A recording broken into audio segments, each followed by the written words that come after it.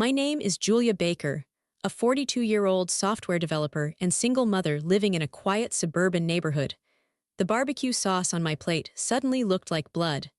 I looked up at my sister, Amanda. She was holding a glass of wine, smiling like she had just told the best joke in the world. But it wasn't a joke. We were sitting at the long picnic table in my parents' backyard for Labor Day. Everyone was there. My 15-year-old son, Alex, sat next to me. He was looking down at his paper plate, trying to make himself invisible. Amanda pointed her fork right at him. Her voice was loud enough for the neighbors to hear. "Oh, come on, Julia," she said, waving her hand dismissively. "Let's be real. Alex is always going to be special. He's limited. A kid like that is always going to need help just to get through the day." Then she laughed. It was a cruel, sharp sound. I waited. I waited for my mother to say something. I waited for my father to tell her to stop, but nobody said a word. My mother just took a sip of her iced tea. My brother-in-law looked away, studying the fence. I felt Alex stiffen beside me. I saw his face turn bright red. I saw him fighting back tears he was too old to cry in public. He dropped his fork. The plastic clatter echoed in the terrible silence. That was the moment everything changed. I didn't scream. I didn't flip the table. I just went completely still. I looked at my sister, who was living a rich life that I secretly paid for, and I realized I was finally done. But before I tell you how everything flipped, like and subscribe, drop a comment. Where are you watching from?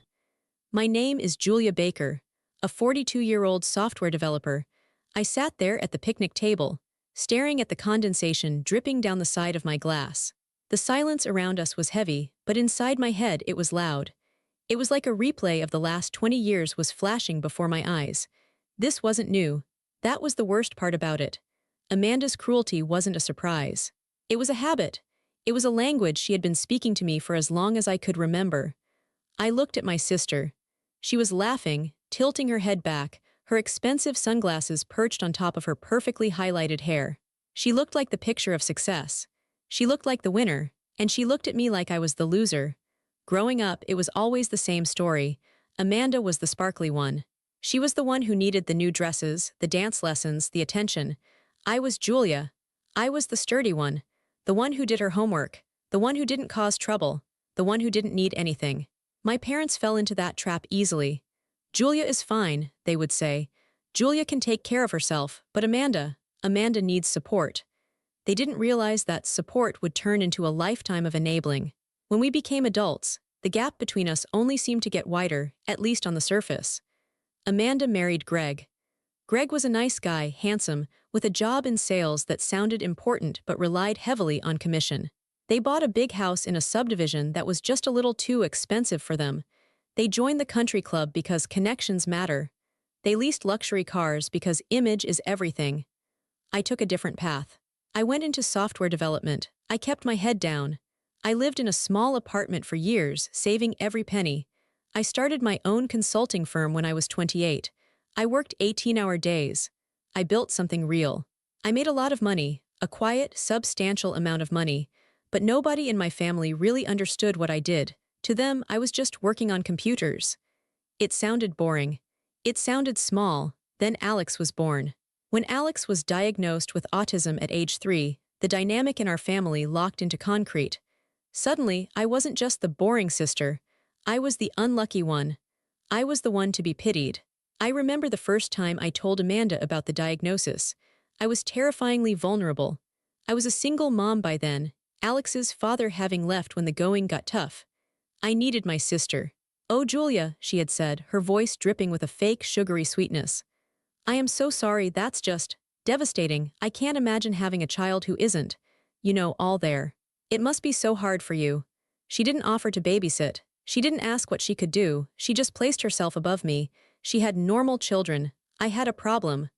Over the years, the disrespect became a pattern. It was subtle at first, then it became blatant. At Christmas, she would compare our kids constantly. "My Connor just made the varsity football team," she would announce while opening gifts. Then she would turn to me, eyes wide with false sympathy. "And how is Alex doing? Is he still playing with those? What are they, Legos, at his age?" "He likes engineering," I would say quietly. "He builds complex structures." "Right," she would smirk. "Legos, whatever keeps him occupied, I guess." She treated Alex like he was a broken toy.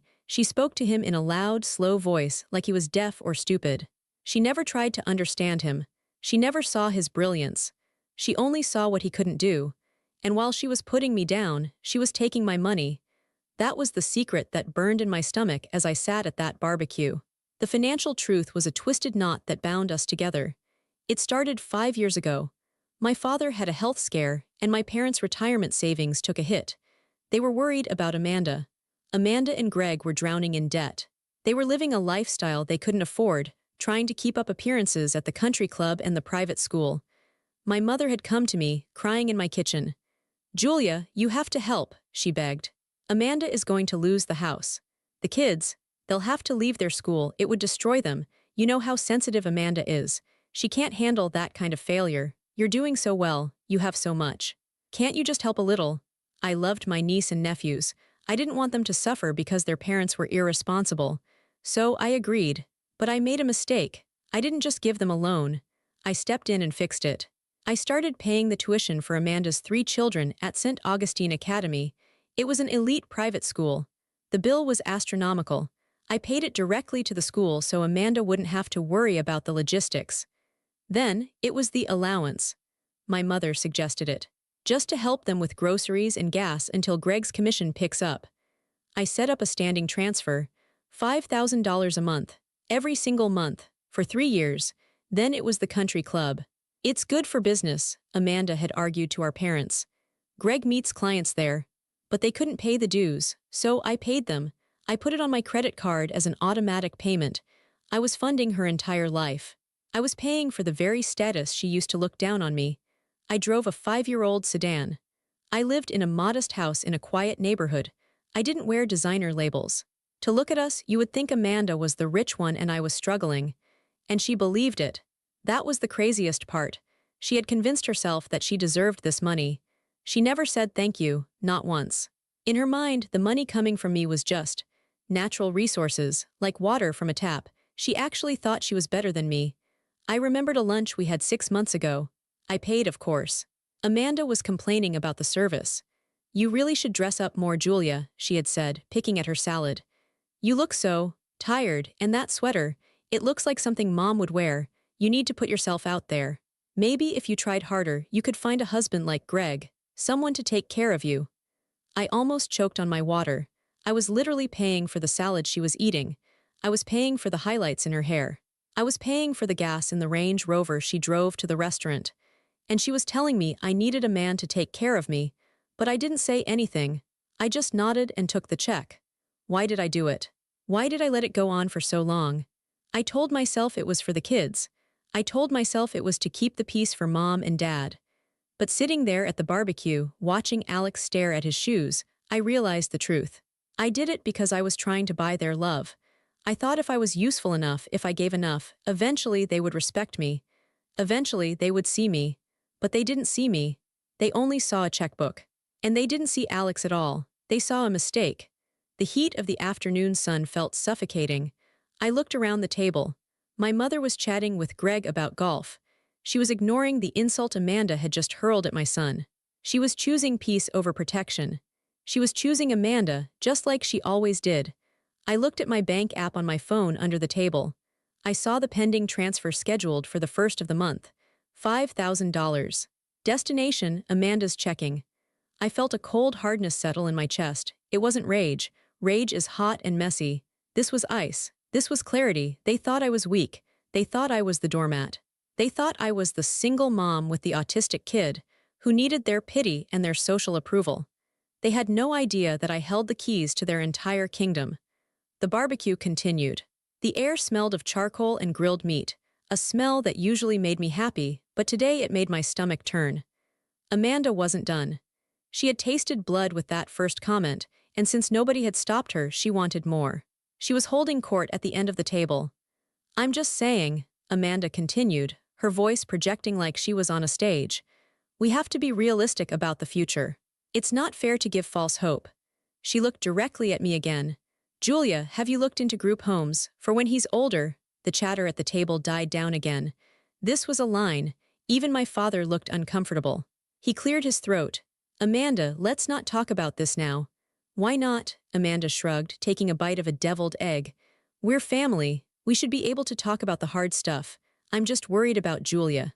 She's going to be burdened with him forever. He's never going to live independently. He's never going to have a real job. He's never going to get married. It's a life sentence. A life sentence. She called my son a life sentence. Next to me, Alex stood up. He moved abruptly, his knee hitting the table leg. The lemonade in his cup sloshed over the rim. I need to go to the bathroom, he mumbled. He didn't look at anyone. He just turned and walked fast toward the back door of my parents' house. His shoulders were hunched up around his ears. He walked with that stiff, rapid gait he used when he was trying to hold himself together. I watched him go. My heart broke into 1,000 sharp pieces. He's so sensitive, Amanda sighed, rolling her eyes. You coddle him, Julia, that's the problem. He needs to toughen up. The world isn't going to be nice to him. You're the one not being nice to him, I said. My voice sounded strange to my own ears. It was very low, very steady. Amanda laughed. I'm the only one being honest. Everyone else tiptoes around it. I'm just saying what everyone thinks. I stood up. Excuse me. I walked away from the table. I didn't run. I walked calmly toward the house. I could feel their eyes on my back. I could hear Amanda muttering something about me being dramatic. I went inside the cool, dark house. I walked down the hallway to the guest room where Alex usually went to hide during family gatherings. The door was closed. I knocked softly. Alex, honey, it's Mom. There was no answer. I opened the door. Alex was sitting on the floor in the corner between the bed and the wall. He had his noise-canceling headphones on. He was rocking back and forth rhythmically. His face was wet. He wasn't making a sound, but the tears were streaming down his cheeks. I sat down on the floor next to him. I didn't touch him right away. I knew he needed space when he was overloaded. I just sat there being a presence. After a few minutes, he took the headphones off. He looked at me with red, swollen eyes. Is it true? He asked. His voice was small and cracked. Is what true, baby? That I'm a burden. That I'm broken. I felt a physical pain in my chest, sharp and agonizing. No, no, Alex, you are not a burden. You are the best thing that ever happened to me. You are smart and kind and brilliant. Aunt Amanda says I'm limited, he said, staring at the carpet. She says I'll never do anything real. Aunt Amanda is wrong, I said firmly. She doesn't know you. She doesn't know about the coding competition. She doesn't know that you built a whole server by yourself. She doesn't see you. She laughs at me, he whispered. They all laugh, that was it. That was the moment the last thread of obligation snapped. I looked at my son. I saw the pain that my family, my own flesh and blood, had inflicted on him. They did it casually. They did it for sport. They did it while eating food I paid for in a lifestyle I subsidized. I had spent years trying to be the good sister and the good daughter. I had swallowed my pride. I had written the checks. I had smoothed things over. I thought I was keeping the family together, but I wasn't keeping the family together. I was financing my own abuse. I was paying them to hurt my son. I wasn't just a victim anymore. I was an accomplice. By giving them money, I was giving them the power to stand over us. I was validating their delusion that they were superior. I wiped a tear from Alex's cheek. Listen to me, Alex, I said. This is the last time, I promise you. This is the last time anyone in this family ever makes you feel like this. He looked at me, confused. Do we have to leave? No, I said, a cold calm washed over me. We don't have to leave. We are going to finish the barbecue, but things are going to be different. How? Because I'm done helping them, I said. I stood up and held out my hand. Wash your face. Put your headphones back on if you want. You can stay in here and play on your tablet. I'll be back in a little while to get you. Okay. Okay, he said. I walked into the bathroom and looked at myself in the mirror. I looked the same as I had 10 minutes ago, a woman in a simple navy sundress with hair pulled back in a ponytail. But I wasn't the same. The pleaser was dead. I took my phone out of my pocket. I checked the signal. It was strong. I walked out of the bathroom and went into the den, which was empty. I sat down at my father's old desk. I opened my laptop bag, which I always carried with me for work emergencies. I opened the laptop. The screen glowed blue in the dim room. I logged into my email. I logged into my bank portal. My hands weren't shaking. They were steady as rocks. I felt a strange sense of detachment. It was like I was performing surgery. I was cutting out a tumor. It had to be precise. It had to be complete. I could hear Amanda's laugh coming from the backyard. It was a high, cackling sound. She was probably telling another story about how hard her life was, or how exhausting it was to deal with the contractors for her kitchen renovation. A renovation I was paying for. I took a deep breath. It was time. I stared at the spreadsheet I had created years ago titled Family Support. I usually avoided looking at the grand total because it made me feel nauseous, but today I forced myself to look. The numbers were stark. They were black and white. They didn't lie. St. Augustine Academy tuition, $32,000 per year per child. 3 children, that was $96,000 a year. I had been paying it for 4 years. That was nearly $400,000. Just for school. I thought about the emails I got from the school. Thank you for your prompt payment, Miss Julia. They knew who paid the bills. But on the school directory, Amanda and Greg were listed as patrons. They went to the galas. They sat at the VIP tables. I wasn't even invited to the fall fundraiser last year. Amanda said it was couples only and she didn't want me to feel awkward. I had paid for the table she sat at. I scrolled down. Monthly support stipend, $5,000 per month. 36 months. $180,000. This money was supposed to be for essentials. But I knew where it went. I saw Amanda's Instagram. It went to trips to Cabo. It went to the new designer handbags she flaunted. It went to the Botox and the spa days. She called it self-care. I called it theft by guilt. She had told me once, Julia, money just isn't that important to you. You're a simple person. You don't need things like I do. I'm an aesthetic person. I need beauty around me to function. I had nodded then, feeling vaguely ashamed of my simplicity. Now, reading those numbers, I realized how manipulative that statement was. She had framed my financial responsibility as a lack of taste, and her greed as a refined sensitivity. I scrolled further. Country club membership, $15,000 initiation fee, $800 monthly dues. Bar tabs and dining minimums, average $500 a month. I looked at the latest charge on my credit card statement. Oak Haven Country Club, $450. That was from last weekend. They had gone to the Sunday brunch. I wasn't invited to that either. I had been keeping a secret ledger of my own exploitation. And the worst part was, I had kept it secret to protect their pride. I never told Greg that I was paying the tuition. Amanda made me promise. Greg is so proud, she had said. If he knew his sister-in-law was paying for the kids' school, it would crush him. Please, Julia. Let him think I'm handling it with my inheritance from Grandma. Grandma left us $5,000 each. That was gone in a week. So Greg walked around thinking he was providing this lavish life. He strutted around the barbecue, talking about the market and his investments. He was living in a fantasy world constructed entirely on my bank account. And my parents, they knew about the tuition. They knew about the monthly help. But they chose to forget it. It was inconvenient for them to acknowledge that their golden child was a financial failure and their boring daughter was the savior. If they acknowledged it, they would have to treat me with respect, and that would upset the family order. The total at the bottom of the spreadsheet was staggering. Over the last 5 years, I had given my sister nearly $750,000. $750,000. I could have bought a bigger house. I could have set up a trust fund for Alex. I could have retired early. Instead, I bought Amanda a fake life. And in return, she mocked my son. She told him he was broken. She told the world he was worthless. The transaction was over. The account was closed. I felt a surge of adrenaline. It wasn't fear, it was power. For years, I felt like I had no voice in this family. But I had the loudest voice of all. I just hadn't used it. Money is a language, and I was about to scream. I opened a new email draft. Recipient, Admissions Office, St. Augustine Academy CC, Bursar's Office Subject. Termination of tuition sponsorship. The Miller children. I typed quickly. My fingers flew across the keys. I didn't need to draft or edit. The words were ready. To whom it may concern, I am writing to formally notify you that I, Julia Baker, will no longer be responsible for the tuition payments for Connor Miller, Sarah Miller, and Braden Miller, effective immediately.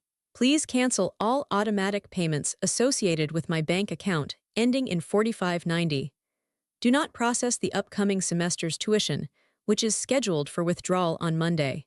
Please direct all future invoices and financial communications to the children's legal guardians, Amanda and Greg Miller. I have no further financial obligation regarding their enrollment. Sincerely, Julia Baker. I read it once. It was cold, it was professional, it was final. I hovered my mouse over the send button. If I sent this, the fallout would be nuclear. The kids would likely be kicked out within the month if Amanda and Greg couldn't pay. And I knew they couldn't pay. They didn't have $32,000. They probably didn't have $3,000. I thought about my nephew Connor. He was a nice kid, though he was starting to act entitled like his mother. Was it fair to punish him? Then I heard Amanda's voice drifting from the open window again. It's just hard to relate to Julia, she was saying. She's just so bitter. I think she's jealous of my life, honestly. She sees how happy we are, how normal our family is, and it eats her up. Jealous. She thought I was jealous. I clicked send. The little whoosh sound of the email sending was the most satisfying sound I had ever heard. I wasn't done. I opened my banking app. I went to scheduled transfers. I selected Amanda Monthly Support $5,000. I clicked Cancel Series. Are you sure? The app asked. Yes, deleted. I went to my credit card portal. I selected Authorized Users. I found Amanda Miller and Greg Miller. I clicked Remove User. Card canceled immediately. I went to the Oak Haven Country Club website. I logged into the member portal using the login I paid for but never used. I went to billing. I removed my credit card information. I replaced it with the billing address for Amanda's house, leaving the payment field blank. They would get a bill in the mail next month. A bill they couldn't pay. It took me 12 minutes. In 12 minutes, I dismantled the entire infrastructure of Amanda's life. I closed the laptop. I put it back in my bag. I stood up and smoothed down my dress. I checked my face in the reflection of the window. I looked calm. I looked peaceful. I walked back out to the backyard. The sun was beginning to set. The fireflies were coming out. Amanda was eating a slice of key lime pie. She waved her fork at me when I walked out. "Oh, there she is," she called out. "Finally coming out of your cave. Come have some pie, Julia. Don't be such a sourpuss." I smiled. It was a genuine smile. It was the smile of someone who knows a secret. "No thanks, Amanda," I said lightly. "I'm not hungry." I sat down next to my mom. "Is Alex okay?" Mom asked quietly, looking guilty. "He's fine," I said. "He's watching a movie." "Amanda didn't mean it," Mom whispered. "You know how she is. She just speaks without thinking. Don't hold a grudge, Julia. It ruins the family dynamic." "I'm not holding a grudge," I said honestly. "I'm not angry at all." And I wasn't. The anger had evaporated. It had been replaced by anticipation. I watched Amanda laugh at something Greg said. She looked so comfortable. She looked so secure. She had no idea that the ground beneath her feet had already vanished. She was falling, and she didn't even know it yet. I took a sip of my iced tea. It tasted sweet. "So," Amanda said, looking at me, "what were you doing inside for so long, working, even on a holiday?" "God, you really need to get a life, Julia." "I was just taking care of some housekeeping," I said, "cleaning up some old messes." "Boring," she sang out. "Maybe," I said, "but necessary." I sat there for another hour. I watched the sun go down. I listened to them talk about their upcoming vacation to Martha's Vineyard. A vacation they were planning to put on the credit card I had just canceled. I listened to Greg brag about how he was going to upgrade his golf clubs. I listened to Amanda talk about how Connor needed a tutor for math, but only the best, obviously. I listened, and I didn't say a word. I didn't need to. The email was sitting in the inbox of the St. Augustine admissions director. The bank transfer had been stopped. The credit card was dead. Monday morning was going to be very, very interesting. "Come on, Alex," I called out when it was time to go. Alex came out of the house, his headphones around his neck. He looked wary. He stayed close to me. "Say goodbye to Aunt Amanda," my mom urged. Alex looked at Amanda. He didn't say anything. "Cat got your tongue," Amanda teased. "Whatever, bye kiddo, try to be more social next time." I put my arm around Alex's shoulder. I felt his tension. "We're leaving," I said. "See you at Sunday dinner," Mom asked. "We'll see," I said. We walked to my car, my sensible 5-year-old sedan. We got in. I started the engine. "Did you really mean it?" Alex asked as we pulled out of the driveway. "That you're done helping them?" "I really meant it," I said. "What's going to happen?" "Consequences," I said. "Real life is going to happen." I drove us home. For the first time in years, I didn't feel the heavy weight of dread in my stomach. I felt light. I went to sleep that night and slept like a baby. I knew the storm was coming. But for the first time, I wasn't the one standing in the rain. I was the one watching from the window. Monday morning arrived with a deceptively quiet sunrise. I woke up at 6:30 a.m. just like I always did. I made coffee. I made Alex his favorite oatmeal. I packed his lunch. My routine was exactly the same, but the air in the house felt different. It felt cleaner. I dropped Alex off at school. He seemed lighter today, too. Maybe he sensed that something had shifted, even if he didn't understand the mechanics of it. I went back home to my home office. I had actual work to do, client codes to check, a Zoom meeting at noon, but I couldn't focus. I sat there with my phone on the desk next to me, screen facing up. I was waiting. It didn't take long. At 9:15 a.m., the phone lit up. AMANDA. I watched it ring for a moment. I took a sip of my coffee, then I picked it up. "Hello," I said. My voice was calm. "Julia." Amanda's voice was high-pitched, bordering on a screech. She was breathing hard, like she had been running. "You need to call the bank right now. There's been some kind of massive screw-up." "What's wrong?" I asked, leaning back in my chair. "I'm at the school," she said. I could hear the echo of the administrative hallway in the background.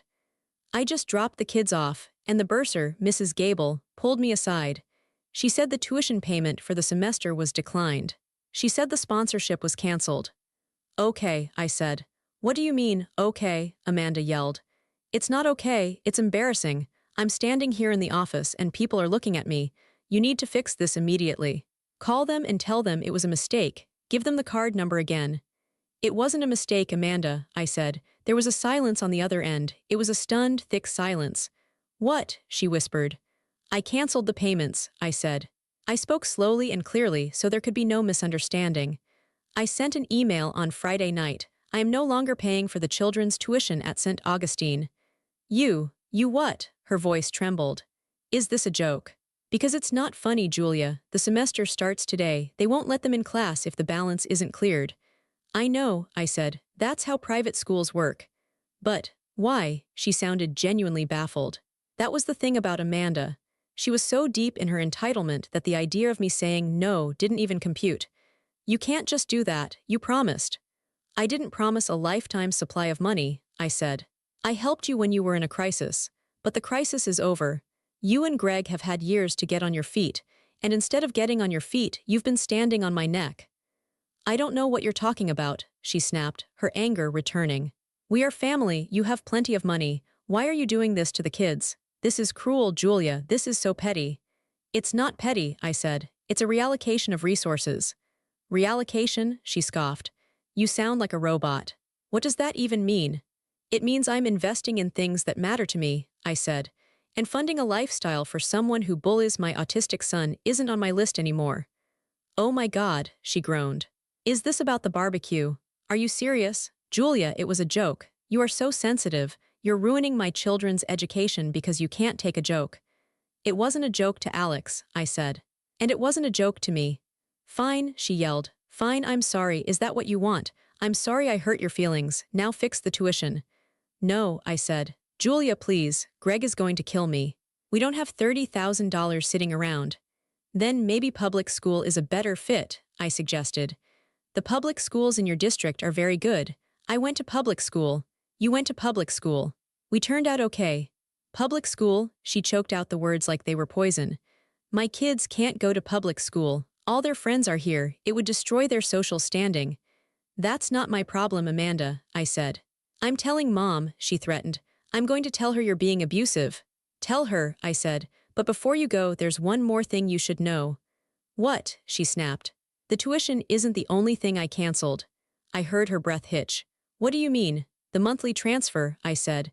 "The $5,000, that's gone too, and the country club membership. I removed my card this morning." I heard a sound that sounded like a phone dropping or maybe a purse hitting the floor. "You can't," she whimpered. "Julia, you can't do that. That's our grocery money. That's the car payments. That's everything." "You and Greg are both adults," I said. "Greg has a job, you can get a job, you have options, but my bank account is closed." "You are destroying us," she screamed. "You are jealous, vindictive trash. I hate you. Do you hear me? I hate you." "I heard you loud and clear at the barbecue," I said. "Goodbye, Amanda." I hung up the phone. My hand was shaking slightly, but not from fear. It was from the adrenaline release. It was done. I had finally said the words. I sat there in the silence of my office. I expected to feel guilty. I had been trained since childhood to feel guilty whenever Amanda was upset. I waited for the wave of shame to hit me, but it didn't come. Instead, I thought about Alex. I thought about him crying in the dark guest room. I thought about him asking if he was a burden. And then I thought about Amanda screaming about her social standing while begging for my money. I turned back to my computer. I opened my work email. I started typing a reply to a client. For the first time in years, my mind was clear. I wasn't worrying about Amanda's bills. I wasn't worrying about keeping the peace. I was free, but I knew the silence wouldn't last. Amanda was right about one thing: she was going to call Mom, and Mom would be the next wave. It took exactly 45 minutes for my mother to arrive. I saw her car pull into my driveway. She didn't park carefully. She pulled in at an angle, half on the grass. She slammed the car door shut. I watched her from the kitchen window. She was walking fast, her purse swinging aggressively. My mother was a woman who hated conflict, but she hated messiness even more, and I had just created a massive mess. I unlocked the front door and opened it before she could knock. "Come in, Mom," I said. She stormed past me into the kitchen without saying a word. She slammed her purse down on the counter. Her face was flushed pink. "Fix it," she said. She didn't say hello. She just pointed a finger at me. "Fix it right now, Julia." "Would you like some coffee?" I asked. "I don't want coffee," she shouted. "I want you to pick up the phone and call St. Augustine." Amanda called me in hysterics. "She's in the parking lot at the school crying her eyes out. They won't let the kids into their classrooms. Do you have any idea how humiliating that is? For the whole family." "It sounds very stressful for her," I said calmly. I leaned against the counter, crossing my arms. "Stressful? It's cruel. What has gotten into you?" She looked at me like I was a stranger. "You've always been the sensible one. You've always been the generous one. Why are you attacking your sister like this?" "I'm not attacking her," I said. "I'm just stopping the payments. There is a difference." "It's the same thing," Mom argued. "You know they rely on that money. You know Greg's job is inconsistent. You set them up for failure by pulling the rug out like this." "I didn't pull the rug out," I said. "I carried the rug for 5 years. I carried the furniture. I carried the house. And I'm tired, Mom." "This is about the barbecue, isn't it?" Mom narrowed her eyes. "Amanda told me you were upset. Look, I know she can be brash. She has a sharp tongue. But that's just Amanda. You know she doesn't mean it." "She means it," I said. "She doesn't. She loves Alex. She's just worried about him. She was trying to give you realistic advice." "Realistic advice?" I laughed. It was a dry, humorless sound. "Calling my son a life sentence is advice. Mocking him in front of strangers is love." "She didn't mean it like that." Mom dismissed it, waving her hand. "You are overreacting. You are punishing 3 innocent children, Connor, Sarah, and Brayden, because your feelings got hurt. That is selfish, Julia. It's incredibly selfish." I looked at my mother. I looked at the woman who raised me. I saw the fear in her eyes. She wasn't really worried about the kids' education. She was worried that the illusion of our perfect family was shattering. She was worried that if I stopped paying, Amanda's life would fall apart, and then she would have to deal with the mess. She wanted me to be the buffer. She wanted me to be the wallet and the punching bag so she could have peace. "Did Amanda tell you what she said to Alex?" I asked quietly. "I told you. She said she was sorry." "No," I said. "I'm asking you a specific question. Did she tell you exactly what she said to him?" Mom faltered. She made a comment about his future." "She looked at my 15-year-old son," I said, my voice steady but hard as steel, "and she told him he was limited.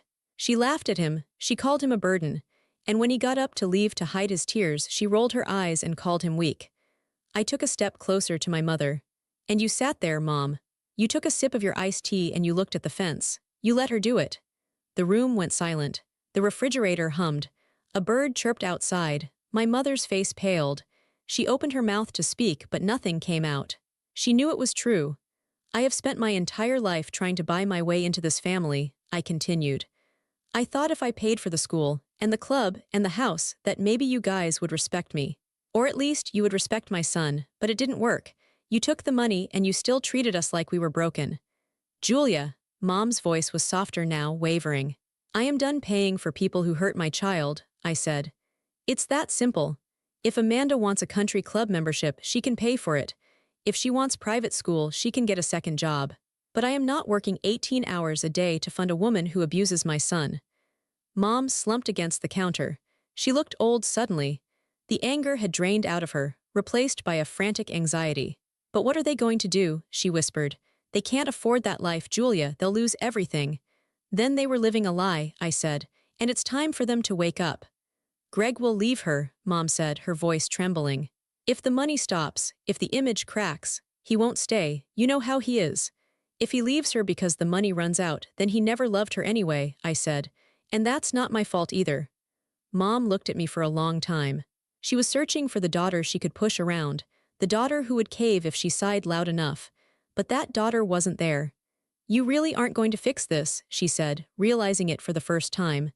No, I said. I am fixing it. This is me fixing it. Mom picked up her purse. She moved slowly. She didn't look angry anymore. She looked defeated. I hope you know what you're doing, she said as she walked to the door. You're breaking the family apart. The family was already broken, I said. I just stopped painting over the cracks. She left. I locked the door behind her. I went back to the kitchen and poured the cold coffee down the sink. I washed the mug. I dried it. I put it away in the cupboard. I felt a profound sense of loneliness, but it wasn't a bad loneliness. It was the loneliness of a clean slate. I had stood my ground. I had protected my son. And for the first time in my life, I respected the woman I saw in the mirror. The next 2 weeks were a blur of chaos for everyone except me. I stayed in my lane. I focused on my work. I focused on Alex. We went to the movies. We cooked dinner together. We worked on his coding project. Our house was peaceful. But outside our walls, the storm was raging. I heard about it through the grapevine and from the few frantic text messages I received from my father, who was trying to mediate but failing. The consequences hit Amanda and Greg like a freight train. First, it was the school. St. Augustine didn't play games. When the tuition wasn't paid by Wednesday, the children were administratively withdrawn. Amanda tried to make a scene, tried to blame a banking error, but the school had my email. They knew the money wasn't coming. On Thursday, I saw Amanda's SUV in the parking lot of the local public middle school. She was wearing sunglasses and a hat, trying to hide. She had to enroll them. She had no choice. Rumors started flying around town. In our small suburban community, news travels fast. People were whispering. Why did the Miller kids switch schools in the middle of the week? Did Greg lose his job? Did they go broke? Amanda, who had spent years curating an image of perfection, was suddenly the subject of pity and speculation. Then came the bills. Without my $5,000 monthly deposit, their bank account went into the red almost immediately. Their mortgage payment bounced. Their car lease payments were overdue. I learned later that Greg tried to keep the country club membership. He went there on Saturday to play golf, trying to pretend everything was normal. But when he tried to order drinks at the turn, the bartender quietly told him his account was suspended for non-payment and lack of a valid credit card. Greg had to walk back to the clubhouse in front of his golf buddies, pack up his bag, and leave. The humiliation must have been crushing. I ran into them once, about 10 days after the barbecue. It was at the grocery store. I was in the produce aisle picking out apples. I turned the corner and saw Amanda. She looked different. Her hair wasn't perfectly blown out. She was wearing yoga pants and a sweatshirt, not her usual casual chic designer wear. She looked tired. She had dark circles under her eyes. She saw me. She froze. I didn't run. I didn't hide. I just nodded at her. Hello, Amanda. She looked at my cart. She looked at me. For a second I thought she was going to scream. I thought she was going to throw a jar of pasta sauce at me, but she didn't. Her shoulders slumped. She looked at the generic brand cereal in her own cart. You really did it, she said softly. Her voice sounded hollow. I did, I said. Greg is sleeping in the guest room, she said.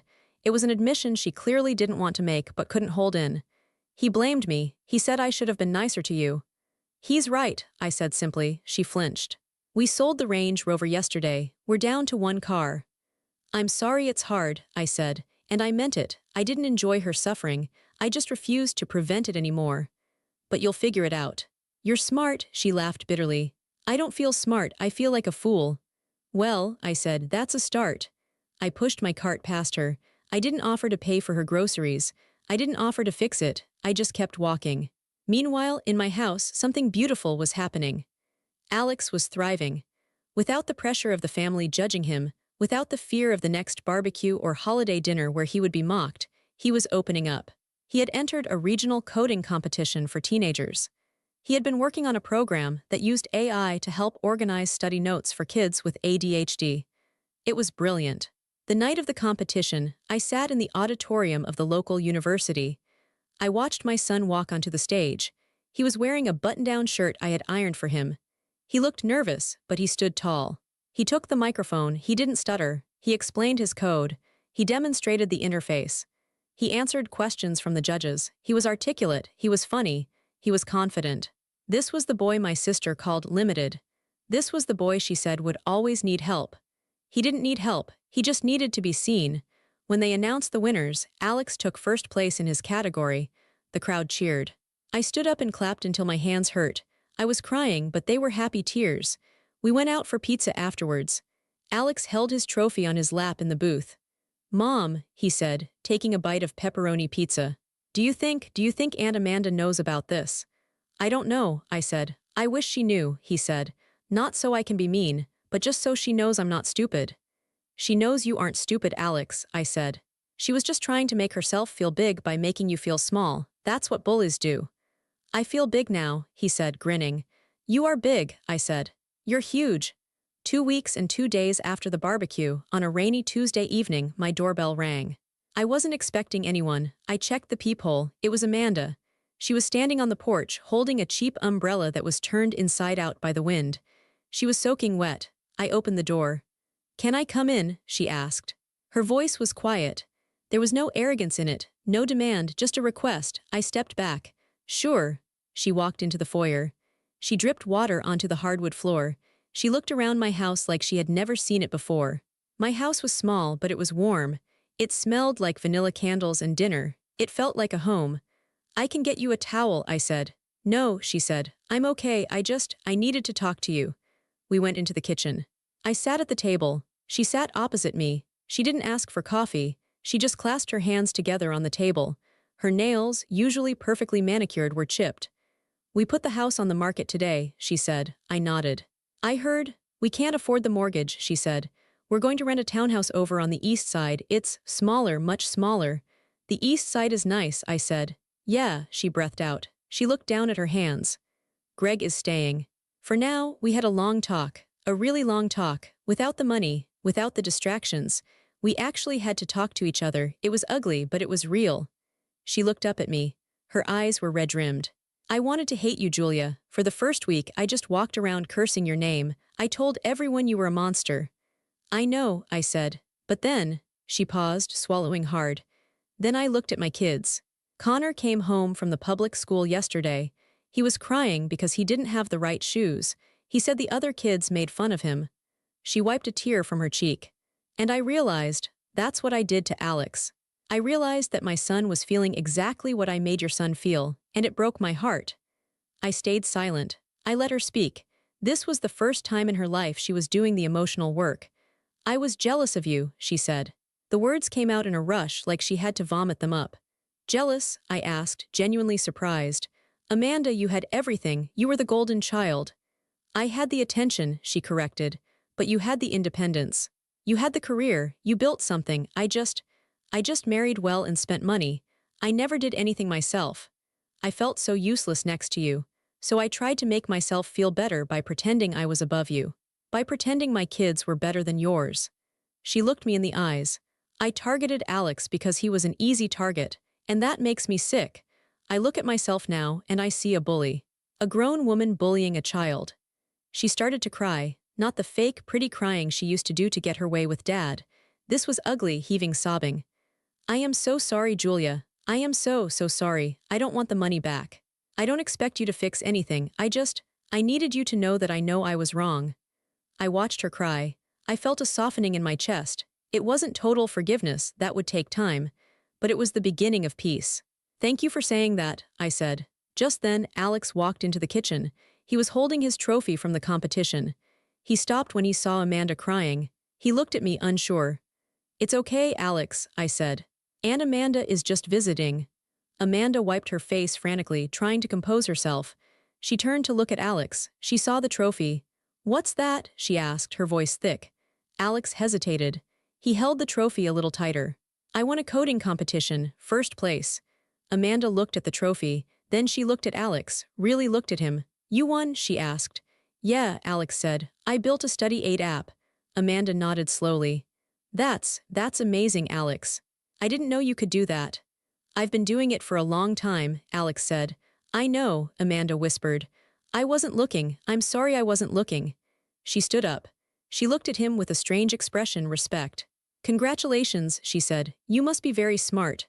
I am, Alex said. Amanda let out a wet, shaky laugh. Yeah, you are, she turned back to me. I should go, I have to go pack boxes. Okay, I said. I walked her to the door. The rain was still falling. Julia, she said, turning back on the porch. Yeah, maybe, when we get settled in the new place. Maybe we could try again, just dinner, pizza, nothing fancy. I looked at my sister. She was stripped of her luxury, her pretense, and her pride. She looked more like my sister now than she had in 20 years. Maybe, I said. Give it some time, but maybe, she nodded. She opened her broken umbrella and walked out into the rain. 6 months have passed since the barbecue. Life is very different now. The silence at the family gatherings is gone, but so is the tension. We had Thanksgiving at my house this year. It was the first time I ever hosted. Usually, it was at Mom and Dad's or at Amanda's big house. But Amanda lives in a townhouse now, and Mom and Dad are getting older. So I offered. The dynamic has shifted. I am no longer the quiet background character. I am the head of the table. Amanda and Greg came. They brought a store-bought pie because they didn't have time to bake. Greg is driving a used Honda. Amanda is working as a receptionist at a dental office. She hates it, but she does it. She's tired, but she seems more grounded. They didn't talk about country clubs or vacations. They talked about work. They talked about the kids' grades. When we sat down to eat, there was a moment of awkwardness. Everyone remembered the last time we were all around a table. Then Alex spoke up. I can say grace, he said. Everyone looked at him. In the past, Amanda would have rolled her eyes or interrupted. Today, she just folded her hands and bowed her head. Thank you for this food, Alex said clearly. Thank you for my mom. And thank you that we are all here together. Amen, everyone said. After dinner, we sat in the living room. Alex brought out his laptop. He wanted to show everyone his latest project. He was building a website for a local animal shelter. He hooked it up to the TV. Look, he said, pointing to the screen. If you click here, it shows the dogs that need adoption. My father put on his glasses.